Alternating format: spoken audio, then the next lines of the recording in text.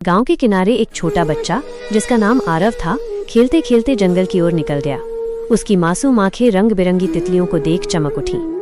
वो तितलियों के पीछे पीछे भागता गया और कब जंगल के भीतर चला गया उसे खुद भी पता नहीं चला। धीरे धीरे सूरज ढलने लगा, पेड़ों की लंबी परछाइयां जमीन पर बिछ गईं और जंगल अंधकार से भरने लगा।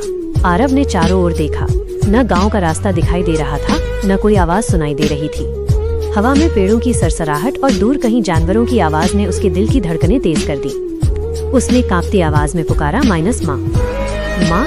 लेकिन उसकी मासूम चीख पेड़ों से टकराकर गूंज बनकर लौट आई। उसके गाल आंसुओं से भीग गए और छोटे छोटे पांव डर से कांपने लगे। उसे अपनी माँ की गोद और घर की गर्माहट याद आने लगी। रात गहराती गई, ठंडी हवाएं जंगल में सन्नाटा भर रही थी। थका हुआ और डरा सहमा आरव एक पुराने पेड़ के नीचे बैठ गया। उसने घुटनों को कसकर पकड़ लिया और रोने लगा। उसकी आंखों में डर और बेबसी थी। ऊपर आसमान में तारे चमक रहे थे, पर उनका उजाला भी उसकी तन्हाई को कम नहीं कर पा रहा था। सुबह होते ही गांव वाले लालटेन और मशाले लेकर उसे ढूंढते हुए जंगल में पहुंचे।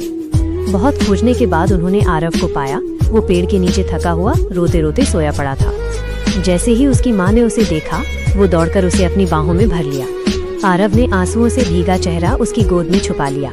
गांव वालों की आंखों में राहत और खुशी थी, लेकिन उस रात का डर, ठंडी हवाएं और अकेलेपन की टीस आरव के छोटे से दिल में हमेशा के लिए अंकित हो गई।